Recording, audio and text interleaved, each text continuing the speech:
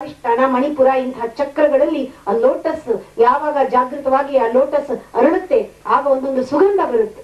ಆ ಸುಗಂಧವನ್ನು ಅನುಭವಿಸೋದು. ನೋಡಿದ್ರ ಮನುಷ್ಯ ನೋಡೋದಕ್ಕೆ ದೇಹ ಇವತ್ತು ಬರುವಾಗ ಭಕ್ತ ಕುಂಬಾರ ನೋಡ್ತಿದ್ರು ಇವರು, ಅದ್ರಲ್ಲಿ ಅವನು ಹೇಳ್ತಿದ್ದ ಮಾಂಸ ಮೂಳೆ ಮಾಂಸದ ತಡಿಕೆ ದೇಹ ಅಂತ. ಆದ್ರೆ ಅಷ್ಟೇ ಅಲ್ಲ, ದೇಹ ಮೂಳೆ ಮಾಂಸದ ತಡಿಕೆ ಇರ್ಬಹುದು, ಮಣ್ಣು ಇರಬಹುದು, ಕಾಯ. ಆದ್ರೆ ಈ ಮಣ್ಣಲ್ಲಿ ಸಹಸ್ರಾರ ಬ್ಯೂಟಿಫುಲ್ ಲೋಟಸ್ ಅರಳುವಂತಹ ಮಣ್ಣು. ಇದನ್ನ ನೆಗ್ಲೆಕ್ಟ್ ಮಾಡಬೇಡಿ. ಈ ಶರೀರವನ್ನ ರೆಸ್ಪೆಕ್ಟ್ ಕೊಡಿ.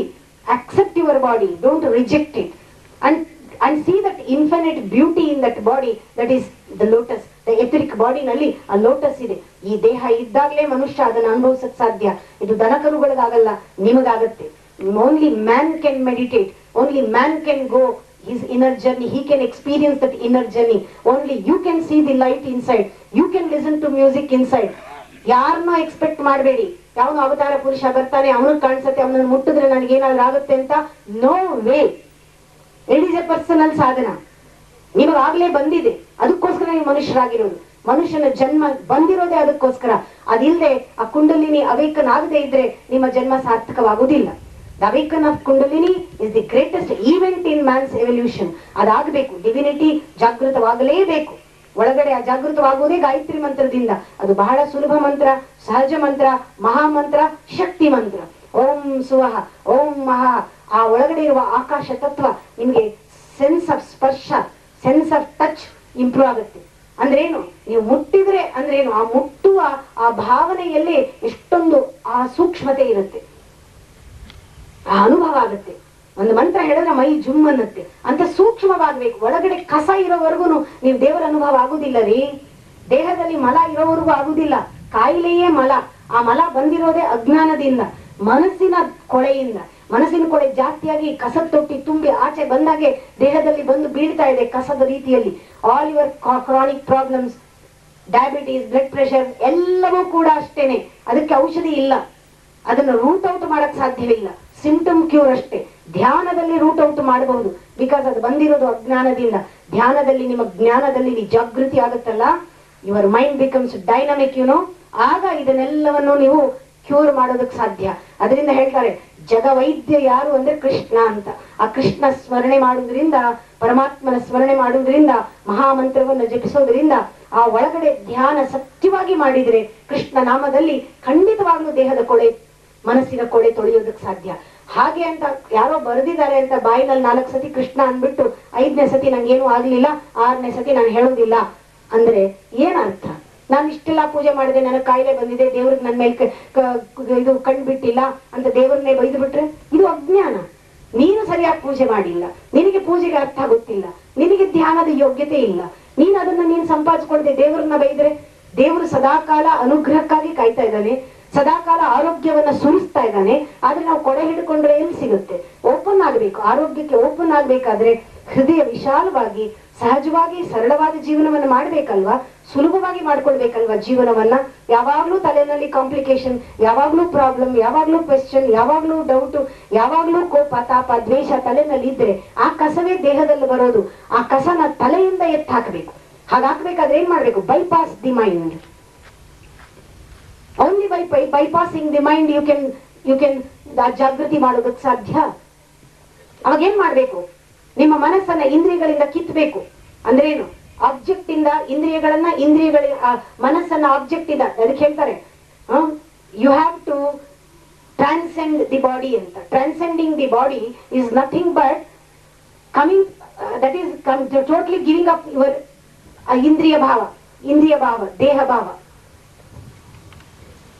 ಆ ದೇಹವನ್ನ ಬಿಟ್ಟಾಗ, ದೇಹ ಭಾವನೆಯನ್ನ ಸ್ವಲ್ಪ ಹೊತ್ತು ಬಿಡಿ. ದೇಹ ಒಂದು ಬಟ್ಟೆ, ಅದನ್ನ ಕವುಚ್ ಹಾಕಿ ಸ್ವಲ್ಪ ಹೊತ್ತು ರಿಲ್ಯಾಕ್ಸ್. ಇಷ್ಟೇ. Relax your body. That is meditation. Just let go your body for some time. Enjoy the body. ಒಳಗಡೆ ಎಂಥ ಅದ್ಭುತವಾದ ಒಂದು ಒಳಗಡೆ ಪರಿಕ್ರಮ ನಡೀತಾ ಇದೆ, ರಕ್ತದ ಚಲನೆ. Feel that. ಈ ತರ ಬಿಟ್ಟಾಗ ಮಾತ್ರ ಒಳಗಡೆ ಇರೋ ಕಸ ಆಚೆ ಬರುದು.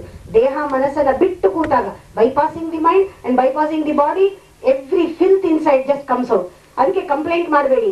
ಧ್ಯಾನ ಮಾಡುವಾಗ, ಗಾಯತ್ರಿ ಮಂತ್ರ ಹೇಳುವಾಗ, ಅಯ್ಯೋ ತುಂಬಾ ಯೋಚನೆ ಬರ್ತಾ ಇದೆ, ಬರ್ಲಿ. ಅದೆಲ್ಲ ಟಾಕ್ಸಿನ್ಸ್. ಅದು ಕೂಡಿಟ್ಟಿದ್ರಲ್ಲ, ಅದೆಲ್ಲ ಬರ್ತಾ ಇದೆ.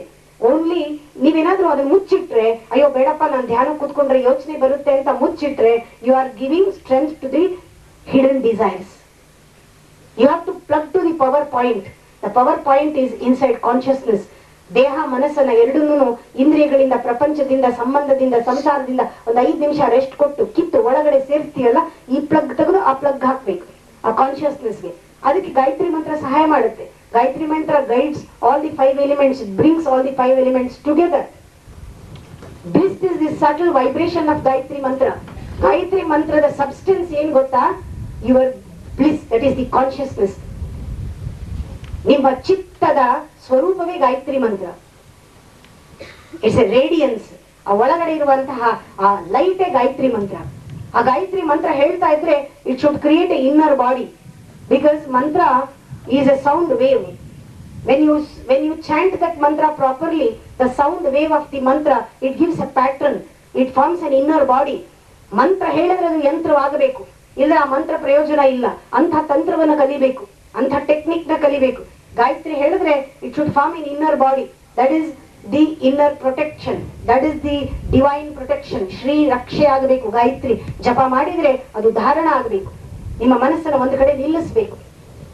ಯೋಗದಲ್ಲಿ 6ನೇ ಮೆಟ್ಲು ಧಾರಣ ಸ್ಥಿತಿ. ಗಾಯತ್ರಿ ಹೇಳಿದ್ರೆ ಧಾರಣ, ಧ್ಯಾನ, ಸಮಾಧಿಗೆ ಕರ್ಕೊಂಡು ಹೋಗುತ್ತೆ. ಆ ರೀತಿ ಗಾಯತ್ರಿ ಮಂತ್ರವನ್ನು ಉಚ್ಚಾರಣೆ ಮಾಡ್ರಿ. ಯಾಕೆ? Meditation is light inside, meditation is sound inside. The sensitive search for truth, authentic search for truth is Gayatri mantra. When you totally rely on Gayatri mantra, ಆ ಸತ್ಯ ಅನ್ನೋದನ್ನ ಒಳಗಡೆ ತೋರಿಸ್ಬಿಡುತ್ತೆ, ಒಳಗಡೆ ಕಾಣಿಸ್ಬಿಡುತ್ತೆ ಸತ್ಯ. Let whole possess you, let Gayatri guides you.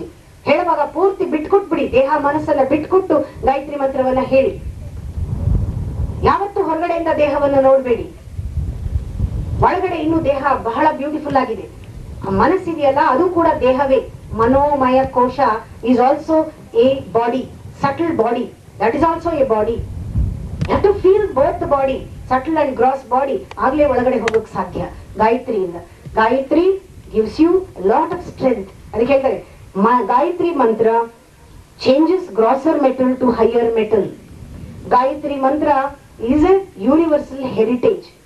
It pulverizes your ego, it crushes your ego and makes it into powder. Gayatri gives the dynamism to your mind and body. ದೇಹ purity Gayatri ಮಂತ್ರ ಹೇಳಬೇಕು. It cleanses your mind, it stops your thinking and counter thinking process. It takes you beyond differentiation. Ego becomes totally powerless. ಅಲ್ಲಿ ಗಾಯತ್ರಿನಲ್ಲಿ ಈಗೋ ಇಲ್ಲ ಜಾಗ ನೋಡಿ. ಓಂ ಸುವಹ, ಓಂ ಮಹಃ, ಓಂ ಜನಃ, ಓಂ ತಪಃ, ಓಂ ಸತ್ಯಂ ಆದ್ಮೇಲೆ ಎಲ್ಲಿದೆ? ಬುದ್ಧಿ ಆದ್ಮೇಲೆ ಅಹಂಕಾರ ಇಲ್ಲ, ಮನೋಬುದ್ಧಿ ಅಹಂಕಾರ ಇಲ್ಲ. ತತ್ ಸವಿತೃವರೆಣ್ಯಂ ಭರ್ಗೋ ದೇವಸ್ಯ ಧೀಮಹಿ ಹೊರಟೋಗುತ್ತೆ. ಯಾಕೆ? ಅಹಂಕಾರ ಇಲ್ಲ ಇಲ್ಲಿ, ಅಹಂಕಾರಕ್ಕೆ ಜಾಗವೇ ಇಲ್ಲ. ಗಾಯತ್ರಿ ಹೇಳಿದ್ರೆ ಅಹಂಕಾರ ಕ್ರಶ್ ಆಗ್ಬಿಡುತ್ತೆ. ಆವಾಗಲೇ Gayatri mantra without ego, without your body and mind ಅನುಭವ ಬಿಟ್ಟು ಹೇಳಿದಾಗ, when you transcend body and mind, ಆ ಗಾಯತ್ರಿ ಮಂತ್ರ ಮಾನಸಿಕವಾಗಿ ಜಪ ಮಾಡಿಬಿಟ್ರಂತೂ, ಮನಸ್ಸಿನಲ್ಲಿ ಜಪ ತಗೊಂಡ್ಬಿಟ್ರಂತೂ ಸೈಲೆಂಟ್ ಆಗಿ it enters, it penetrates deep into the dynamic dimensions of your personality. In the potential state, Gayatri mantra explores energy. That explosion is God, that is Gayatri. That is your 6th phase. The 5 phases are Gayatri. 5 ಮುಖ ಇದೆಯಲ್ಲ, ಅದು 5 ಇಂದ್ರಿಯಗಳನ್ನ, 5 ಪಂಚ ಪ್ರಾಣಗಳನ್ನ, ಈ ಪಂಚಭೂತಗಳನ್ನ ತೋರಿಸುತ್ತೆ. 6ನೇ ಮುಖ facelessness, that is you, that is your consciousness, pure consciousness. ಅದು ಕಾಣಬೇಕು.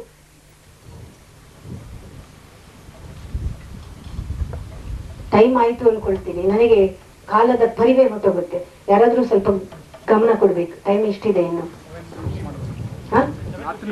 ಎಷ್ಟು ಟೈಮ್ ಇದೆಪ್ಪ? 10 minutes. I'll conclude with some points. Okay? Narayani.